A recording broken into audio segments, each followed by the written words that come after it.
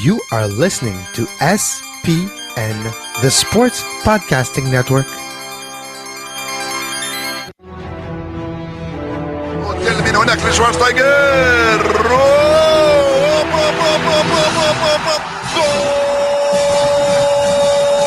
Va a pegarle Ronaldinho Gaucho.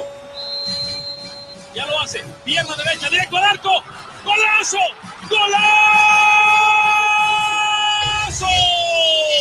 ¡Golazo!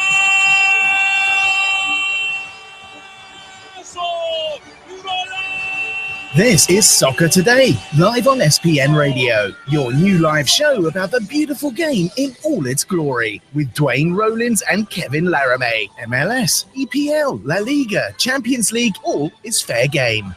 Powered by the Sports Podcasting Network. Visit us at sportspodcastingnetwork.com. Kevin, I have an announcement to make. It's an unfortunate announcement, but one that I feel that I've been compelled to do, and it's with heavy heart that I announced that I have banned Russia from appearing on this podcast. You have banned Russia from Soccer Today. We are joining the ranks of the IAAF, and who knows, maybe the IOC one day, of banning Russia from Soccer Today. Exactly. And if you want to hear some Olympic coverage in the days ahead, the Five Rings podcast will have all of your news on that front, which is getting a lot of major headlines. We did a show yesterday, a special show.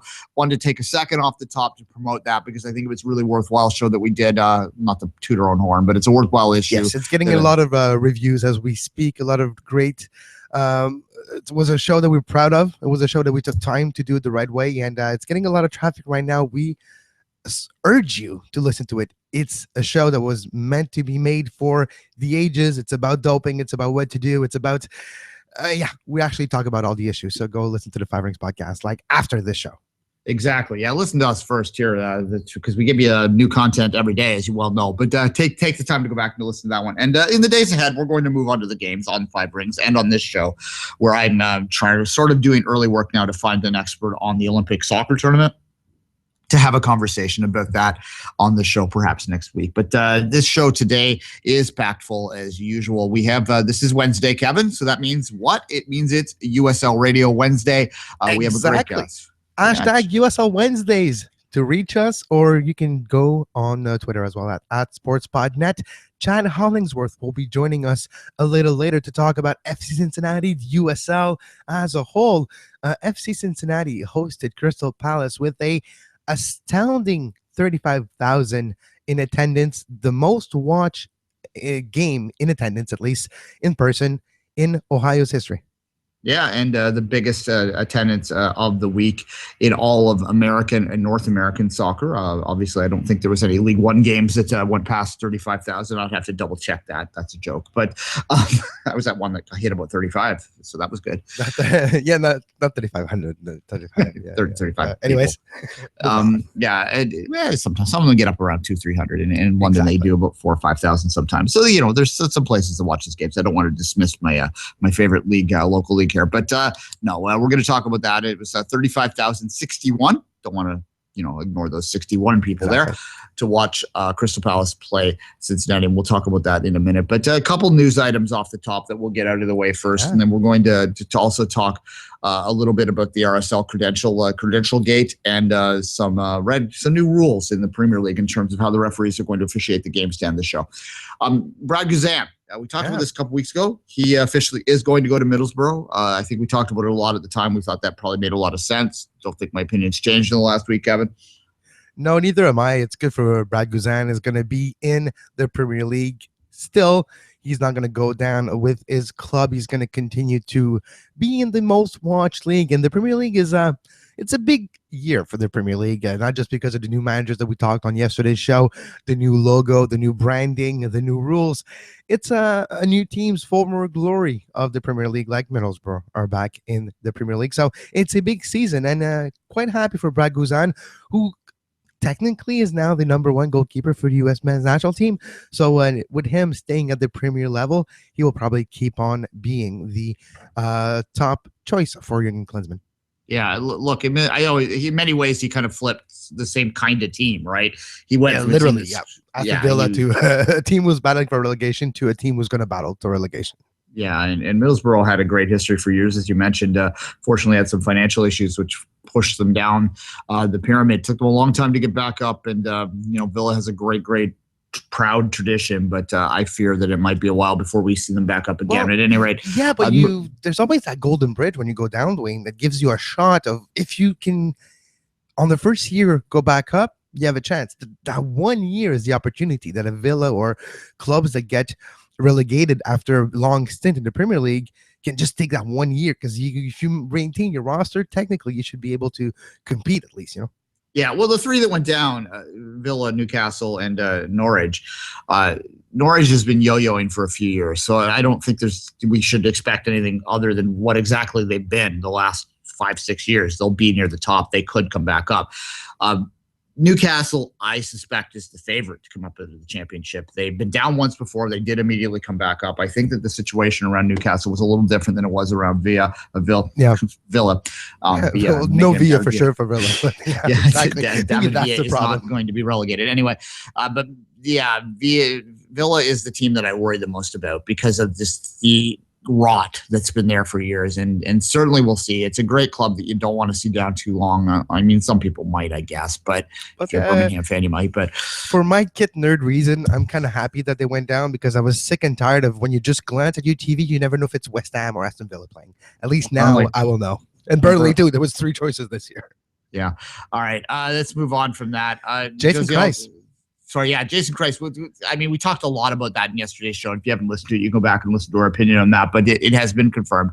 He is Orlando City's manager now. And, I think that most people are calling this a great move. On paper, it certainly is. I don't have any reason to believe it's not, other than I don't have any reason to believe that 100% slam dunk will be either. I think he does have something to prove after last season.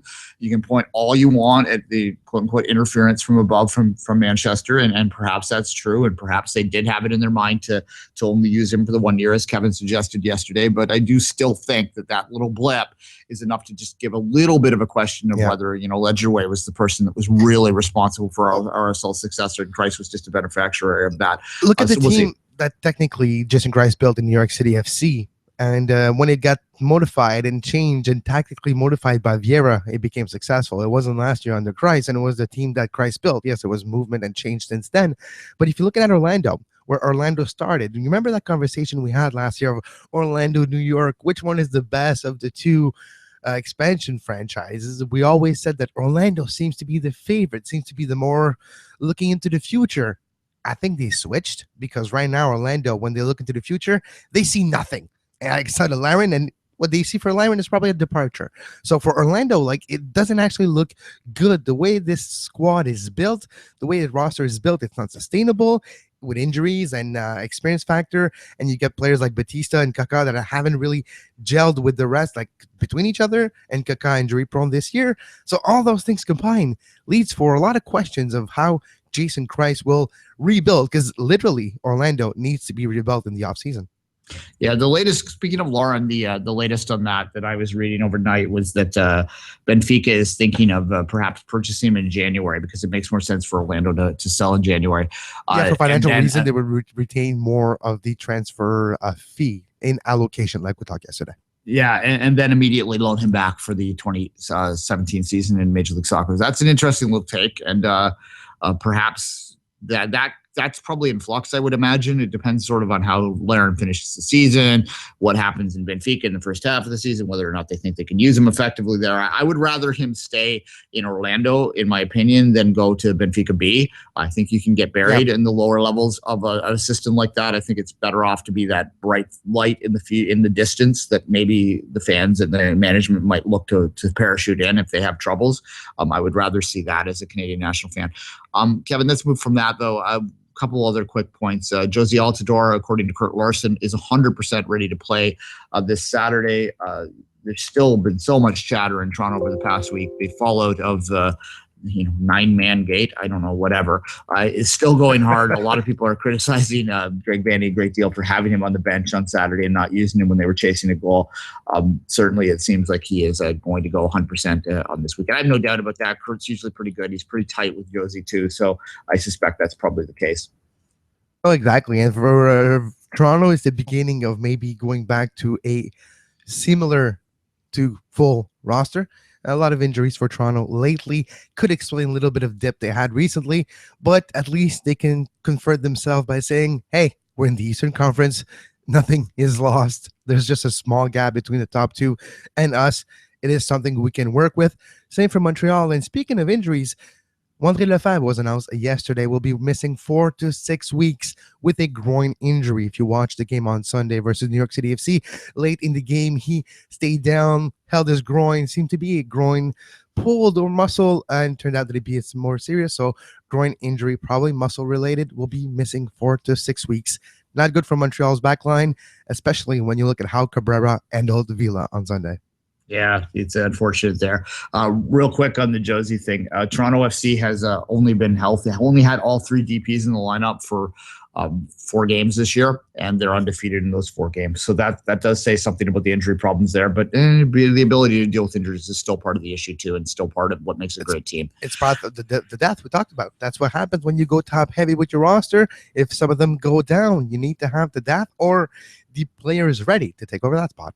Yeah, devil's advocate on that for people that want to string TFC management up for that is if they happen to get those guys healthy in the fall, that's a good thing. But in any rate, exactly.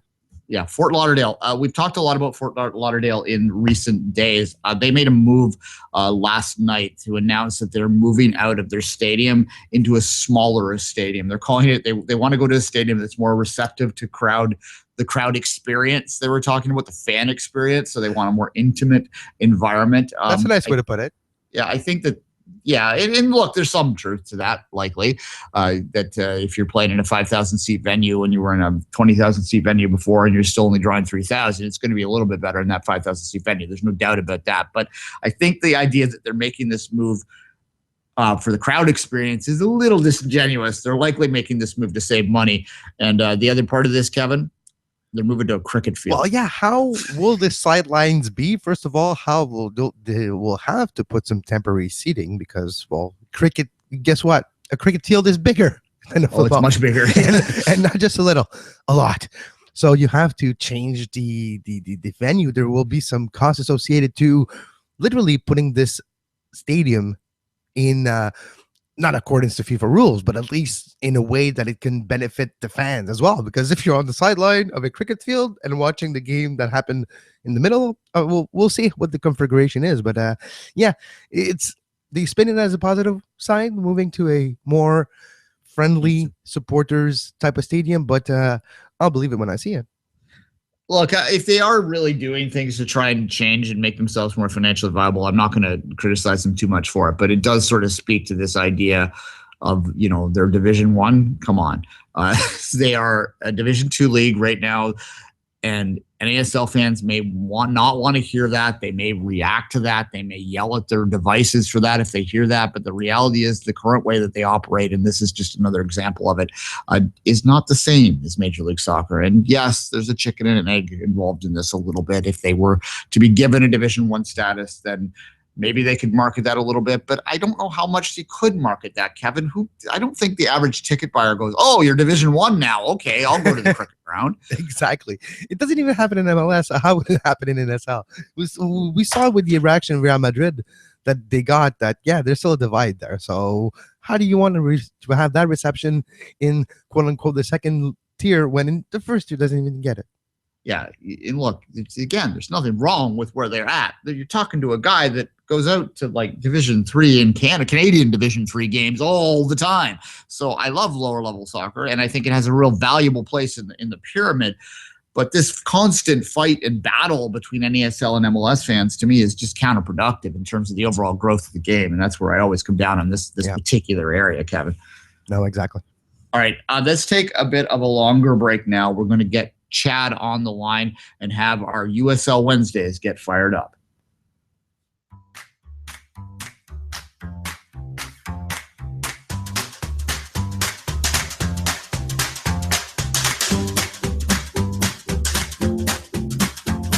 You are listening to Soccer Today, live on SPN Radio.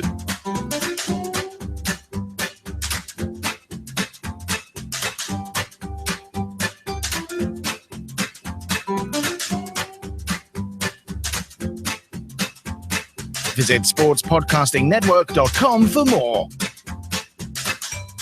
And we are back on Soccer Today. It's a great pleasure that we welcome Chad Hollingsworth from the USL show, and he covers the FC Cincinnati. Chad, how you doing today? Doing well. Thanks for having me on. Always a pleasure, Chad. Chad, we have to start obviously with the attendance from this past weekend, 35,061 to watch the Crystal Palace friendly. Obviously, first year of the team, first time a team like this has come into play, a local side.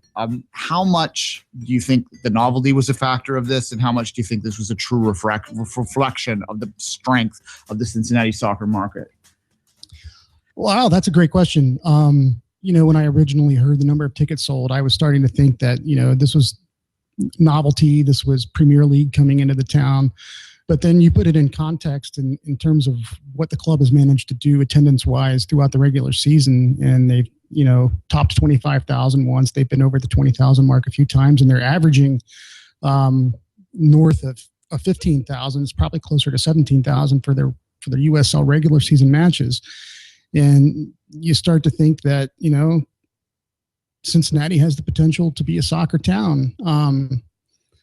They've done it consistently throughout the season. Let's see if they can maintain it through the next few seasons. And if that MLS promise starts to fade or starts to get pushed off further into the distance, then maybe the attendance starts to drop. Hopefully it does not, as a soccer fan in this part of Ohio. But, time's going to tell. But it's very strong so far, and I'm hopeful that it will last. I'm wondering in terms of the MLS, and we'll just to ask one more question about MLS expansion, then we'll move on to the current season, I think. But is the money there? Because that's ultimately what it comes down to. Is there someone that has $100 million burning a hole in their pocket that might be willing to pay that expansion fee to bring an MLS expansion team in? Because if there is, history tells us that's they're pretty much set at that point. Oh yeah, this is I'd have to compare the resources of Herb Simon, who's going to be leading the expansion group in Reno, and Carl Lindner, who heads up the ownership group here in Cincinnati. But Carl Lindner III is a multi-millionaire. At one point, he was a billionaire. It hasn't been that long since he's been removed from that list, but he's definitely one of the wealthiest men in Cincinnati, if not America, and certainly has the resources to pay any sort of fees and market the team. And I would venture to guess he'd be one of the wealthiest owners in MLS. Chad, when you're looking at the Eastern Conference right now, FC Cincinnati sits in third position with 2 games in hand of the leader of the Eastern Conference, Louisville City FC. A very positive season for FC Cincinnati. Did you expect that type of performance on the field and in the stands when you first heard of the creation of the team last fall? Is it a surprise for you how they perform and able to become already in their first season a power in this league? At the risk of sounding arrogant, I'm not surprised at all. When I saw the team that Hark's put together, it was a team of guys who are veteran professional experience. And these are guys who have USL, MLS, and NASL experience for the most part, with a few young guys sprinkled in. And they might not have been the biggest names around the various leagues, but these have been quality players. And they went down to Florida in the preseason and won that IMG Classic down there against MLS and other foreign sides. And sure, it was a preseason tournament, but they played really well down there in that tournament and have continued and persisted in playing an attacking style of football led by head coach John Harkes. And it's been tough so far, but you're right. It has been a good year in the field, and that is just as important, if not more important, than the wonderful attendance numbers that have been touted. When you're looking at their rival, it's one thing that we always talk about. Rival games get people up for it. Who would be the direct rival of the FC Cincinnati? And is it important for the growth or maybe the sustainability of the crowds that we have seen this year in the upcoming following years that they have a direct rival? We all know Columbus, it is in the same state with the Crew. Could the Crew affiliated team become a rival? Could eventually that rivalry, if it happens more often in Open Cup games and all that, is that the goal, to get a rivalry between Cincinnati and Columbus? Or which one is the direct rival for Cincinnati? Well, right now, the league is trying to tout a geographic rivalry between FC Cincinnati and Louisville City. And for me, it's tough to force or contrive a rivalry, even if it's based on location. I think rivalries are things that develop over time and, with actions on the field. But the fan bases so far have responded quite well to the contrived rivalry between Louisville City and FC Cincinnati. Louisville coming in just 2 years ago, and FC Cincinnati, obviously in their first year. These are two young groups that have always had a rivalry in college basketball, and now that's spilling over into the soccer arena. And it's fun to see those fan bases interact. The two matches that have been played between those clubs so far have been intense. Pittsburgh, who happens to be the USL affiliate for the Columbus Crew, are also fairly close to Cincinnati. And prior to that game, that was when owner Carl Lindner III put out his first letter to the fans stating how important it was to come out for that particular game. He wanted a large attendance for that game and create an atmosphere. So I think Carl Lindner, having been involved in pro sports in Cincinnati for some time, understands the potential for a rivalry between us and that club. And I think the affiliation with the Crew just kind of adds to that. Not much in terms of a real rivalry with the Crew at this point. And it wouldn't make much sense because, they're in the top flight and we're right now in the third tier of the American soccer pyramid. But there is some talk. There was a potential for a matchup against the Crew for FC Cincinnati in the third round of the Open Cup, but Cincinnati lost to Tampa Bay down there before they had a chance to advance to face Columbus. And that would have been something to see. I know Cincinnati fans were really looking forward to that match. And there was some back and forth on the social media between Crew fans and Cincinnati fans. But a lot of the other things that I've seen on the internet from Crew fans is that they're actually quite supportive of what's going on down in Cincinnati. They like to see soccer succeed in Ohio and have had a lot of positive things to say about what's going on with the club. It's pretty easy when you're not in the same league to have those kind of mutual cheering interests there. But I'm having a quick look at the roster here, Chad, and it kind of, I think this roster might be able to compete with like the 2012 TFC. Like there's a lot of guys on here that have a great pedigree, a great resume that could be used here. And I'm wondering how many of these guys in your mind are using this as maybe a stepping stone or a way to revitalize their career, and how many do you think might be in this for the long haul that might be willing to stick around for a long time? I think it's probably about half and half. The guy who plays up top for us, and I say us, for FC Cincinnati, Sean Coley, is certainly a guy who's probably looking to move on. Austin Berry is a Cincinnati native, but, he's a former MLS Rookie of the Year and only went to South Korea after some hardships with the Philadelphia Union front office, and now is back in America, and he might be looking to springboard back to MLS after performing well for Cincinnati. Although he's been out for several weeks with a leg injury, he's recently returned to the lineup. And then you've got guys like Jimmy McLaughlin and Corbin Bone who have prior MLS experience that might be looking to get back to that level. And then you have some younger guys who don't necessarily get a lot of playing time, but who certainly have some quality that might be around with the club for a while as they continue to develop. Chad, we're almost in the halfway point in the season, close to it. Some clubs have crossed that threshold.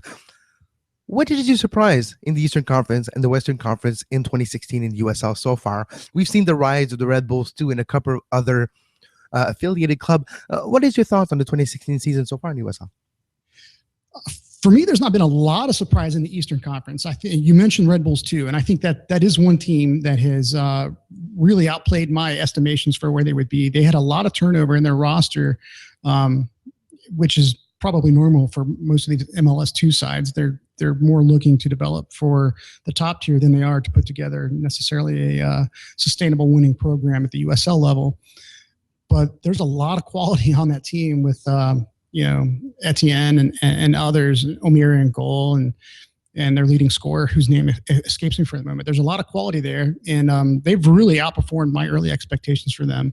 But when you see Louisville City and Cincinnati and Charleston filling out the top four, I think those guys were all in or near my preseason top four. The defending champion Rochester Rhinos are starting to find their stride and are sitting just outside that top four spot. out west, I think for me, the big surprise, again, is another MLS 2 team in Vancouver, who didn't really make a lot of noise last year, but have certainly found a way to put together a positive season so far this year. And I give a lot of credit to USL veteran Kyle Gregg, who has been a scoring machine out west for them. Now, they just had a road trip through Texas that seemed to be a little bit of kryptonite for them, losing to in Rio Grande and in San Antonio. But Rio Grande is another team, first-year expansion team, the hybrid affiliation with the Houston Dynamo, and they're performing quite well. And I didn't see them doing quite this well in their first season. Chad, since we started the USL radio experiment a year or so ago now, one of the questions that we've constantly sort of gone back to with various guests and with ourselves is sort of debating what exactly the MLS 2 teams bring to the league and what the best approach is for building an MLS 2 team. I'm just wondering what your take on that. It's a two-pronged question. So what do you think they bring to the league? Do you think they're a positive influence in the league? And how do you think it's best to run those teams? Do you think they should be academy heavy, or should they be reserve heavy? Just what are your thoughts on that? Well, there's a lot of people out there who complain that the influx of MLS 2 teams has sort of relegated, if you'll pardon the expression, USL to being not much more than a reserve league. And I would argue against that heavily. We still have a number of independent teams that it's greater than the MLS 2 teams, and we continue to add the independent teams. I think the addition of MLS 2 and the affiliation with MLS has been an overall positive for USL in general. I think it's lent some credibility to the league. I think it's attracted potential investors who see that tie with the top tier as a reason to start a team in USL as opposed to NASL. And it's brought name recognition. And I think there's no coincidence that the expansion and success of USL in the last 3 or 4 years is closely related to its ties with MLS. Now, as far as how to run and operate an MLS 2 team, there's two ways to look at it. You can look at on the pitch and you look at off the pitch in terms of marketing and branding and so forth. And with respect to the second part of that, I'm more in favor of teams who create a separate brand and perhaps play in a location that's at least somewhat removed from the home base of the MLS side. That allows the MLS team to expand their reach. And it also allows soccer to be introduced into markets that don't necessarily already have professional soccer. And I think you can see some success with that in terms of the hybrid affiliation, for instance, with Rio Grande. And I think you're going to see that out in Reno when they're going to have their hybrid affiliation with San Jose, who to this point hasn't really had much of a partnership with Sacramento, despite the fact that they're affiliates on paper. And what kind of players should you bring in? That's a great question. These MLS teams definitely want to bring in guys they hope can someday play in the top tier. So that could mean academy guys. That could be younger guys who haven't necessarily come through the academy, but that show a lot of promise, whether they're recent college graduates or even what we're seeing recently with some guys who are choosing to forego their college careers to turn professional. But, I think a nice mix of veteran players in there is a way to go. Guys who know what it takes to compete at a professional level that can assist the coaching staffs and showing these younger players on what it means to be a professional, the kind of work and dedication that it takes on a day in and day out basis to succeed and advance your career. You talked about stadium situation for some teams that should be playing in their own stadium. USL has made some mandates since last year for teams to have their own stadium, a little bit bigger venues, bigger standards for the whole league. What's your thought on those standards and the fact that we've seen either small crowds for some teams and big crowds for other teams? There's a big disparity in the league. What's your thought on that and where it's coming into next year? More team coming in. We have the Nashvilles and company joining the league next year. What's your thought on the expansion? And is it growing too big, or with those mandates, are they growing at a rate where it's big enough that it still can control all the aspects running game day operations?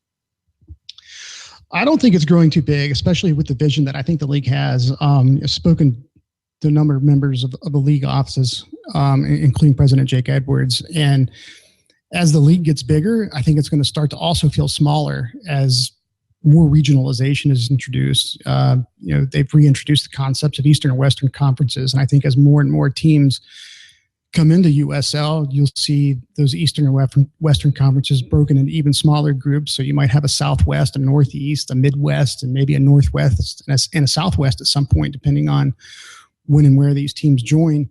And it's not just the number of teams, but it's the type of ownership groups that they're attracting. These teams are, at least the newer ones, aren't run on shoestring budgets like they used to be.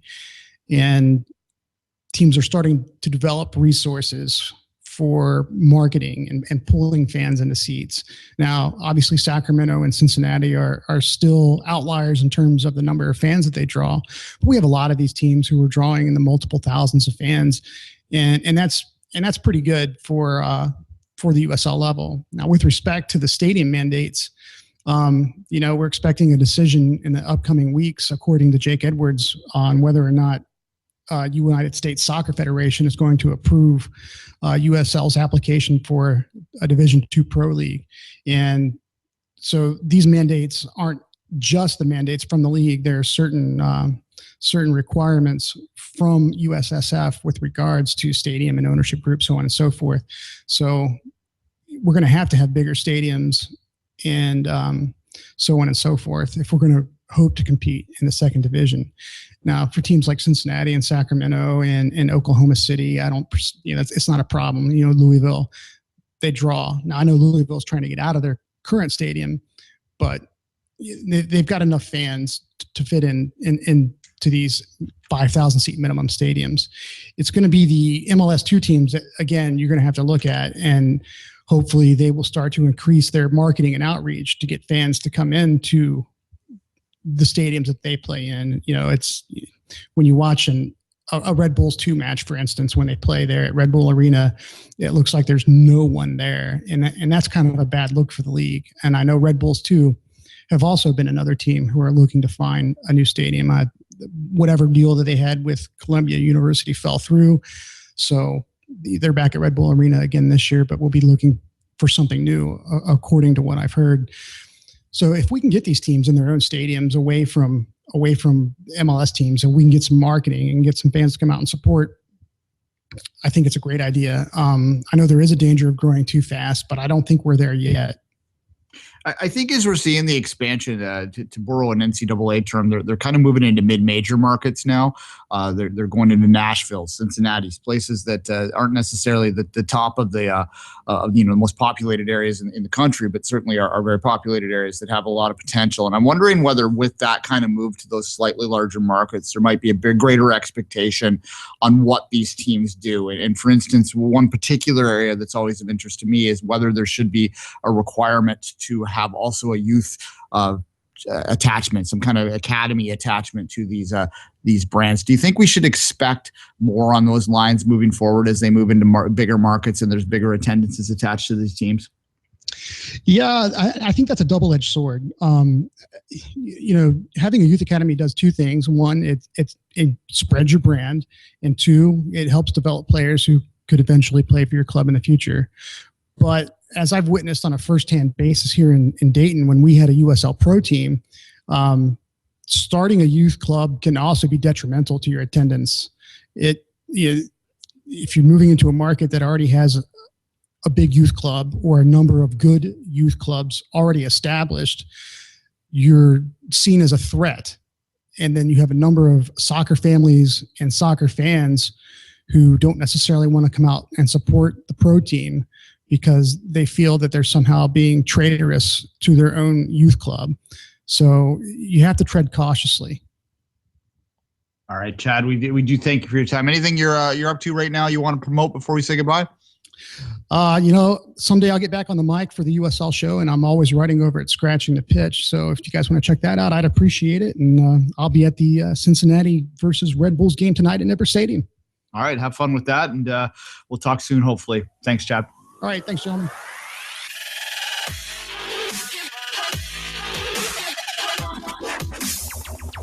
You're listening to Soccer Today on SPN Radio.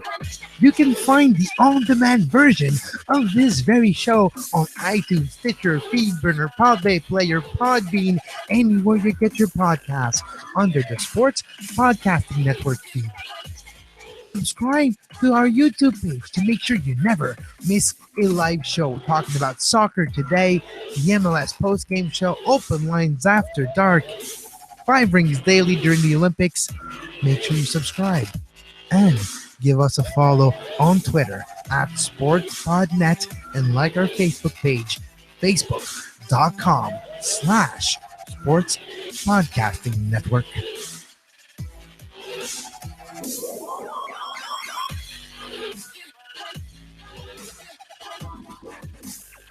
Good interview, Kevin, but I was a little depressed by the final answer there about how a youth team might feel. Oh God, so much politics. Yeah, well, exactly. That's the detriment of the not the development. It's just soccer politics in municipal leagues. Yeah, that's a big problem in the sport.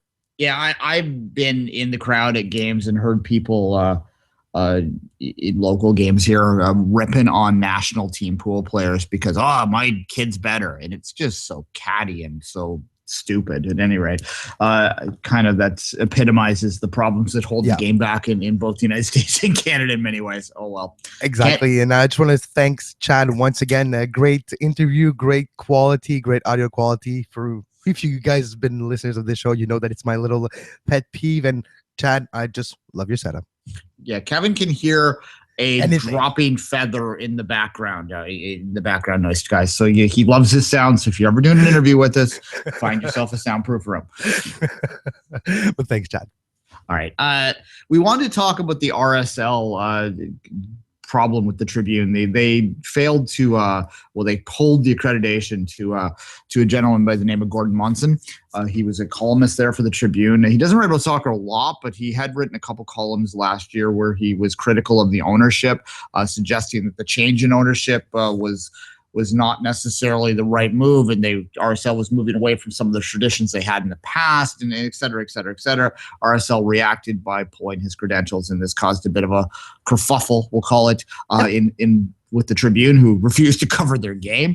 And they basically said that we're going to scale back our coverage because our columnist was denied access, and we decided to remove the writer who was there, beat writer, and the photograph as well. So that's why they justified it, and it's quite a understandable justification when there's no reason you get your credential pulled for a subjective reason and not an objective reason, which are two different occasions why you get your credential pulls. And we've seen the result. Dan Tomash and Major League Soccer got involved, and guess what? Garen Monsoon got his credentials back. Yeah, look, we were talking off air about this. It's stupid. It's just dumb. It's bad PR. And I don't believe, what's the old saying about, crap rolls downhill, right? That's exactly what's happening in situations like this, is that basically the owner or someone close to the owner has a thin skin about something that's been written about them and tells the PR people, the poor little buggers on the front line, that they have to go pull the credentials. So they get all the flack for it. But the reality is that there's no reasonable way any professional PR person working in North America is going to think pulling a credential for someone is the right play, because all that does is guarantee that whatever you're concerned about is going to get read. For instance, yes, it's just giving credibility or giving more weight to what was written. Exactly. Yes, and when I'm looking at here, I'm on the Tribune's website right now with the original article about them pulling the credential and the related stories. Monson, is RSL being run into the ground? So they made sure to get that link right there. Exactly. Because of this. Yeah, and the other thing is, too, the MLS is not, the NFL might be able to get away with something like this, but even then, they'd get a lot of flack for it, but we see example every year, Duane, of them doing the same thing and getting flack for it and giving back credentials. It's something that we see almost not on a daily basis, but we see from time to time in basically not every league, but sometimes it happens in major leagues. And guess what? The situation resembles what happens here. Leagues gets involved, like, fine, we'll give it back. And exactly. Yeah, it's always a slap on the wrist for the owner or the person who decided to take the credentials away.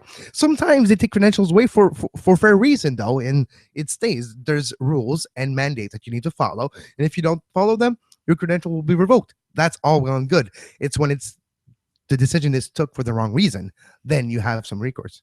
Yeah, look, obviously I went to journalism school and I'm consider myself a journalist. So I'm part of the crew, the club, the cult, if you prefer. So We're both I'm going- credentialed. Like let's be fair and honest here. We're both credentialed for Major League Soccer, and Yeah. we do respect rules that have to be respected. Yeah, well, what I was getting at is just that, I'm obviously going to be biased towards the journalists. There's a lot of fans out there that will look at stuff like this and just think, well, what's the problem? If he said something, the team has every right to say no, and they do. They do. It is a private company. They can deny access. There's no doubt about that. But what you can and you should do are different things, right?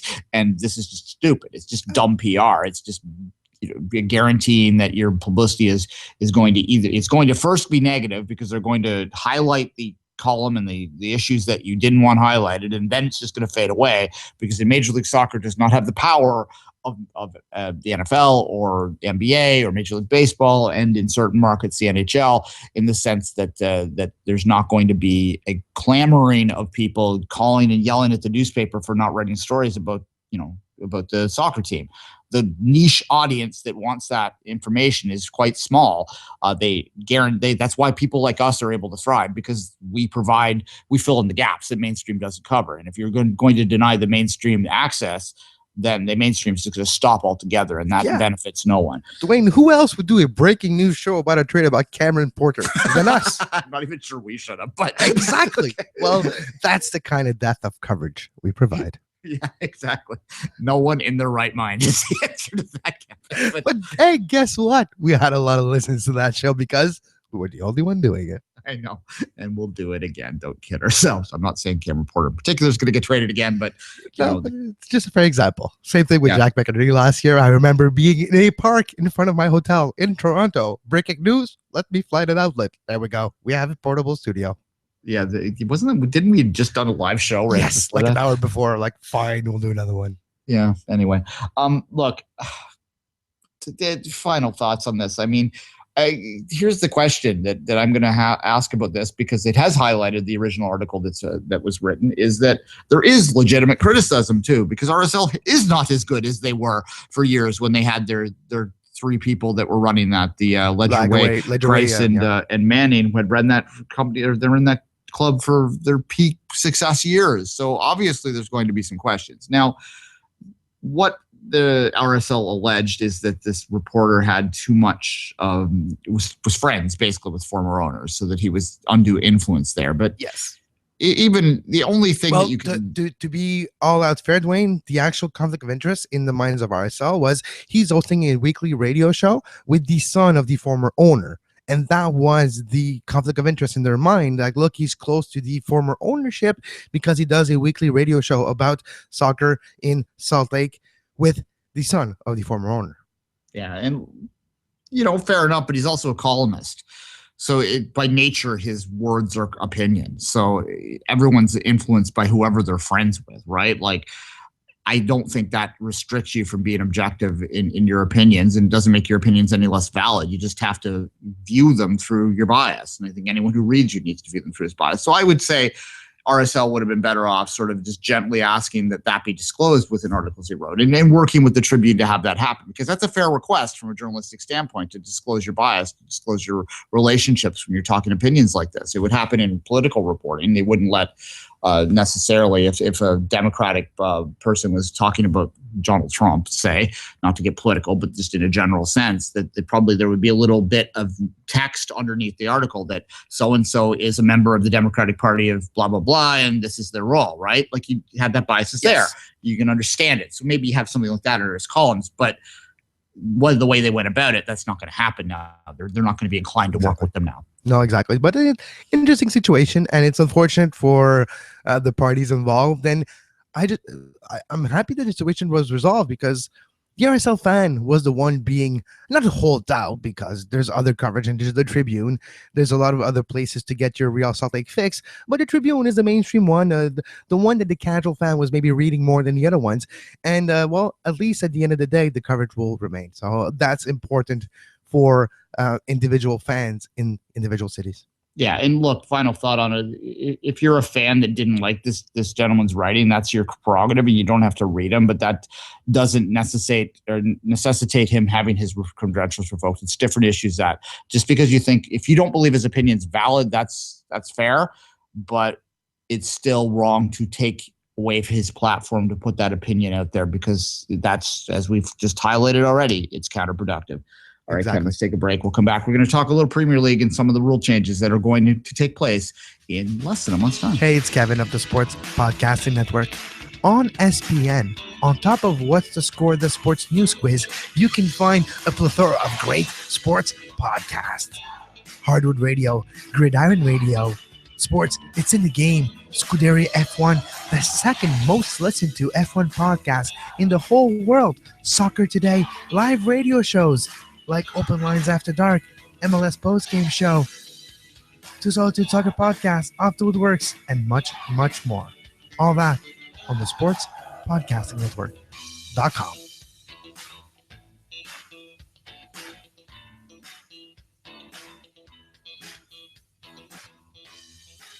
And we're back, Kevin. A lot of changes in the Premier League, Duane, and I was reading the article this morning, and it's all things that technically were not even supposed to happen to begin with for the majority, but actually referees organization is putting their foot down this year.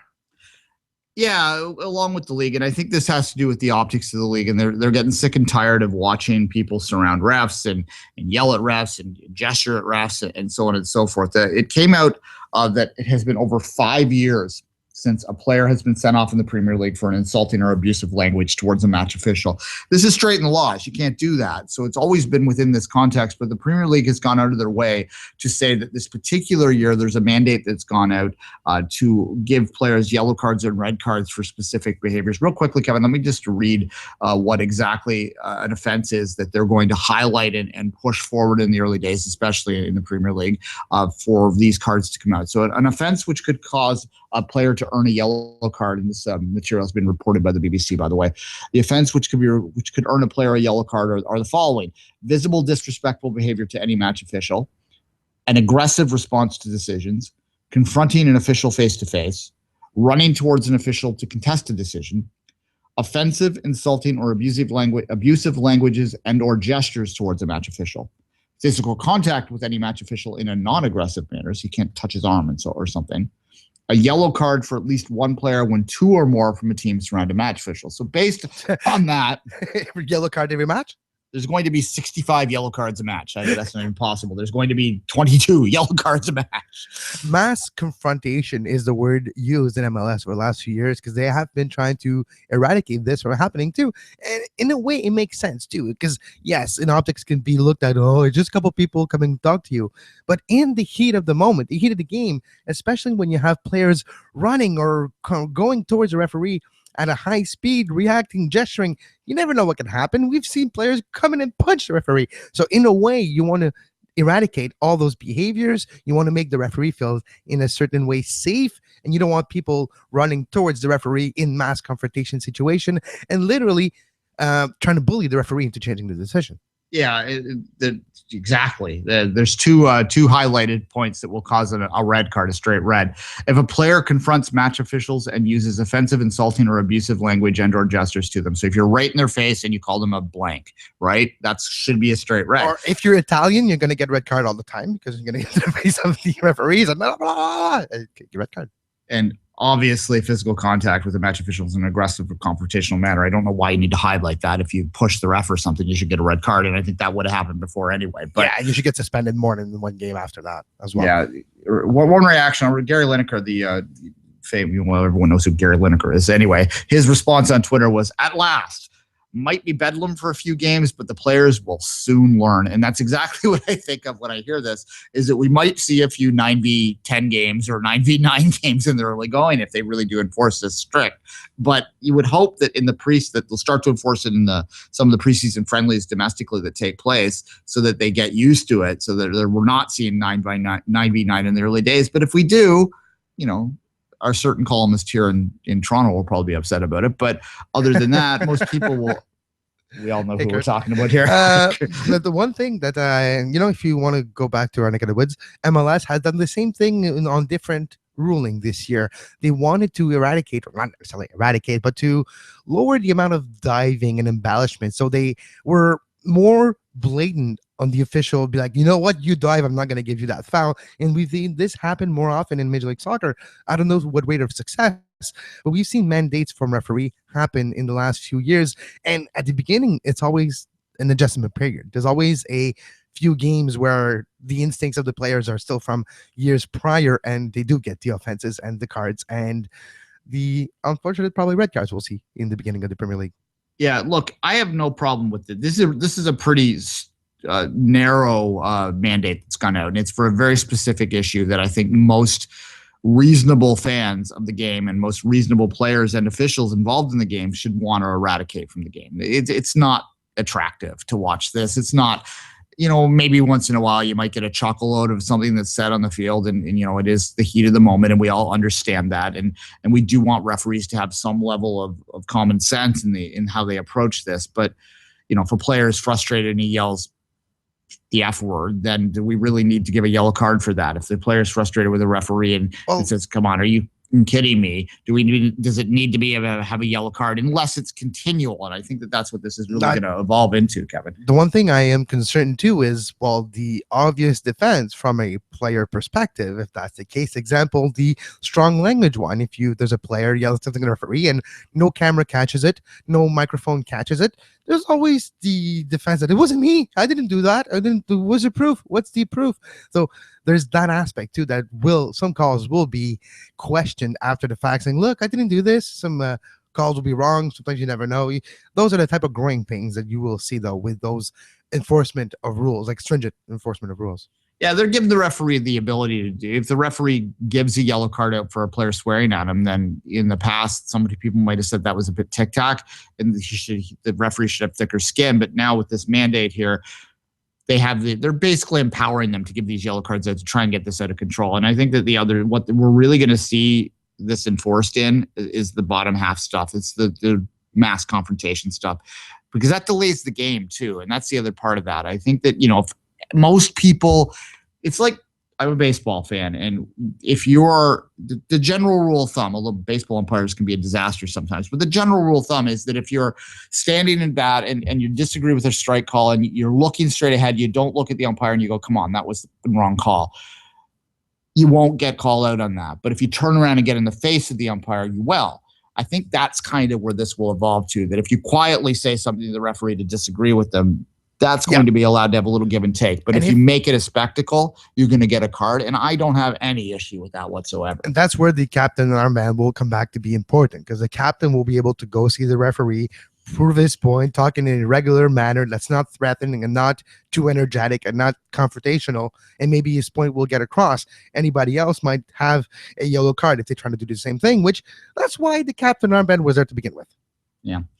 And, there's limitations to what you do as a captain as well. The only question I do have with this, Kevin, and maybe we'll move the conversation in this direction, is whether or not it's beneficial to have these sort of public statements of mandates of how they're going to officiate games, because I think sometimes that puts a little bit of undue pressure on the referees. So what happens if, consistency is going to be an issue in this? What happens if one player is seen to say, come on, whatever, on the screen, and another player gets a yellow card for that? Like, how does the referee then justify that?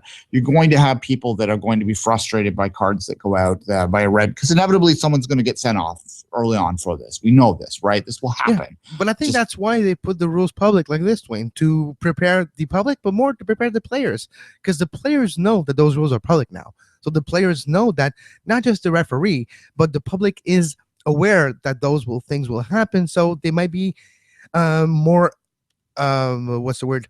More cognizant.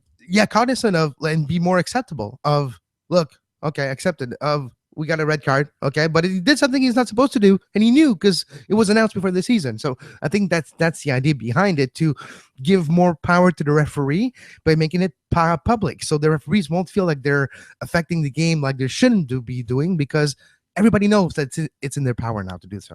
Yeah, and look, I mean, it's to turn it back to Major League Soccer as well as comparison. Obviously, they had a mandate this year to crack down on studs-up tackles. We've seen many red cards given out for tackles that in the past would have maybe not even gotten a yellow. And even red cards after the fact. Just go to Piatti last week.